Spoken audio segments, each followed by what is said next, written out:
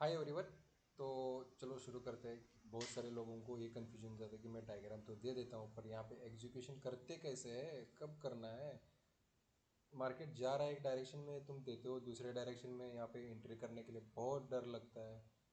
कैसे एंट्री कर सके, पूरा भरोसा कैसे गेन करे। और तुम्हारा जितना मतलब कॉन्फिडेंस होता है वैसे हम कॉन्फिडेंस बिल्ड करके हम कैसे ट्रेड में एग्जीक्यूट करें, हमें ये समझ में नहीं आ रहा है। क्योंकि तुम हमेशा मार्केट के रिवर्सल में ट्रेड देते हो, मार्केट नीचे जा रहा होता है और तुम अपसाइड में ट्रेड देते हो।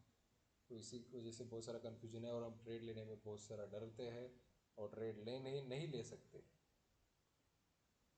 ऐसा ही बहुत सारे लोगों का मतलब सवाल था, क्वेश्चन था कि एंट्री किस तरह से किया जाए। तो गाइज, काफ़ी साल मेहनत के बाद मेरा कुछ सेटअप मैंने सीखा है, मैं उसके बेसिस पे काम कर रहा हूँ मार्केट में।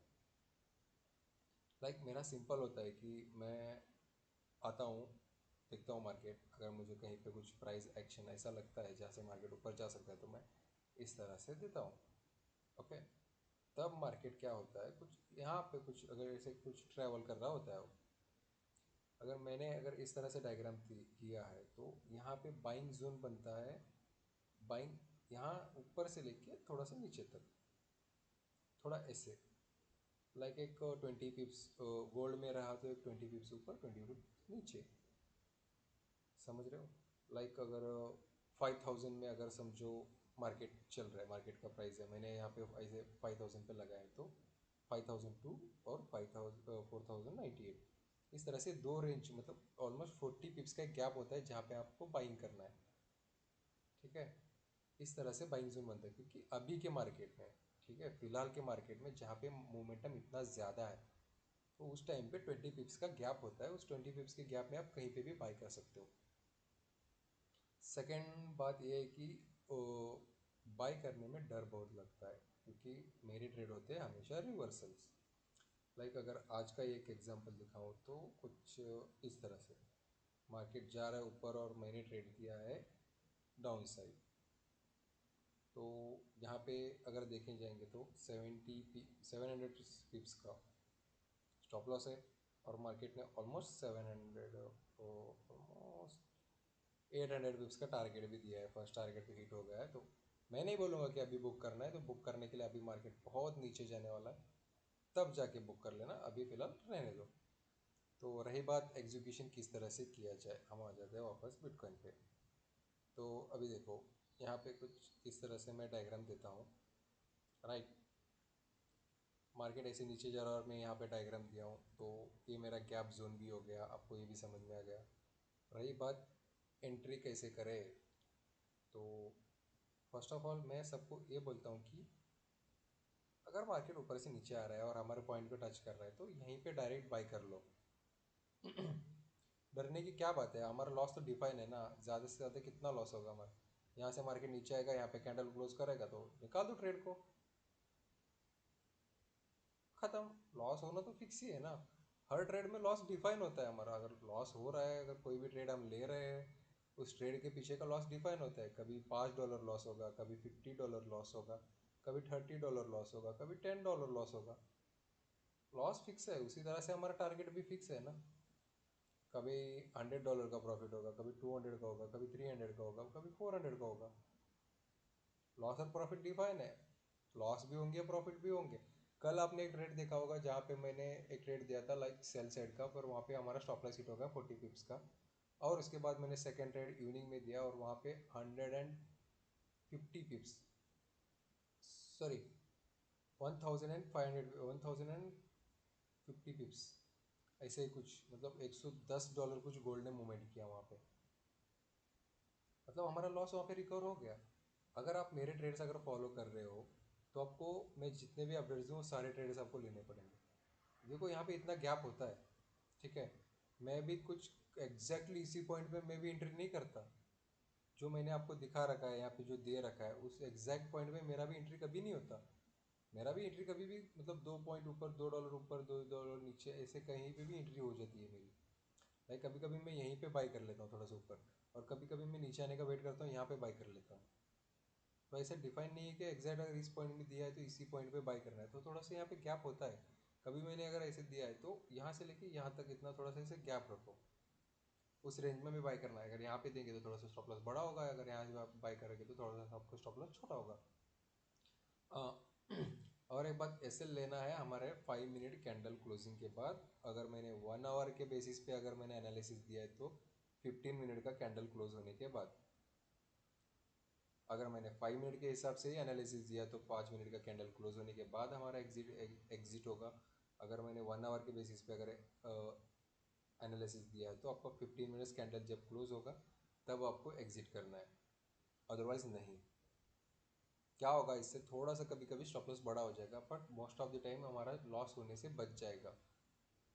क्योंकि मोस्ट ऑफ द टाइम मेरे प्राइस के पास आके मार्केट डायरेक्ट ऊपर जाता है और कभी कभी नीचे आके हमारा स्टॉप लॉस टच करके फिर ऊपर चला जाता है। तो मैंने जब से ट्रेडिंग स्टार्ट किया मैंने तब से कभी भी लाइक सिस्टम में स्टॉप लॉस नहीं लगाता। मैं कभी भी कैंडल क्लोजिंग के बाद निकाल देता हूँ। अगर मेरे लास्ट बैच देखोगे, उससे लास्ट बैच देखोगे, सब मेरे पुराने बैच वालों को, सब लोगों को पता है कि स्टॉप लॉस कैंडल क्लोजिंग के बाद ही हमें निकालना है। तो आप लोग अगर ट्रेड फॉलो कर रहे हो तो आप समझो वहाँ पे एक लाइन खींच के रख दो जहाँ पे आपका स्टॉप लॉस है। अगर कैंडल उसके नीचे आके क्लोज कर दिया तो एग्जिट, वहाँ पे दूसरा कुछ सोचना ही नहीं है। और सेकंड, हम फिर से उसी बात पे आ जाते हैं, तो यहाँ पे टच करते ही आप ले सकते हो, ठीक है। अगर नहीं, आपको बहुत ज़्यादा डर लग रहा है, आपको उतना कॉन्फिडेंस नहीं आ रहा है, देन यू कैन प्लान। आपको थोड़ा सा सीखना पड़ेगा कि like rejection candles, candlestick patterns. तो देखो मैंने यहाँ पे मार्क तो दिया है कि यहाँ पे बाइंग करना है, तो यहाँ पे देखो कि चलो यहाँ पे बड़ा सा रेड कैंडल बन गया, अगर इसके सेकंड कैंडल अगर बड़ा ग्रीन कैंडल बन गया तो यहाँ पे बाई कर लो ना। तो आप एक, आपका पास एक कंफर्मेशन रहेगा कि हाँ ये लेवल था बाइंग का, तो हमने एक रिजेक्शन कैंडल पे हमने बाइंग किया है। तो आपके खुद के मन को भी थोड़ी सी शांति रहेगी और आपने जो ट्रेड लिया है उसके ऊपर आपको थोड़ा सा और ज़्यादा कॉन्फिडेंस आएगा। हर ट्रेड के बाद आप हर ट्रेड जहाँ पे भी आप थोड़ा सा रिजेक्शन का वेट करो। रिजेक्शन मिला तो आप ट्रेड कॉपी कर लो, अगर रिजेक्शन नहीं मिला तो आप ट्रेड मत लो वहाँ पे। सिंपल, ऐसे आपकी ट्रेडिंग थोड़ी सी और आसान हो जाएगी, आपका डर थोड़ा सा और कम हो जाएगा, ठीक है। आपको मैं एग्जांपल अभी दिखा दूंगा तो वीडियो और बहुत लंबा हो जाएगा। लाइक थोड़े से अभी दिखा देता हूँ। लाइक रिसेंटली कुछ मैंने दिया था NZD USD, यहाँ पे कुछ 2 ट्रेड दिया था, हाँ एग्जैक्टली। देखो इस तरह से मैंने दिया था, ऐसे गिरते हुए मार्केट में मैंने यहाँ पे बाइंग दिया था। तो आपको सिंपल वही करना है।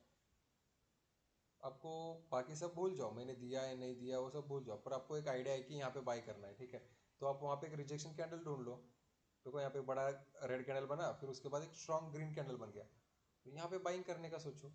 आपको एक मारो बोझ या तो कुछ तो ऐसे ही कुछ तो नाम है इस कैंडल का, आई डोंट नो, मुझे वैसे नाम कुछ याद नहीं रहते, ठीक है। पहली बात, मुझे नाम भूलने की बीमारी है, मैं नाम नहीं याद रख सकता किसी का ज़्यादा।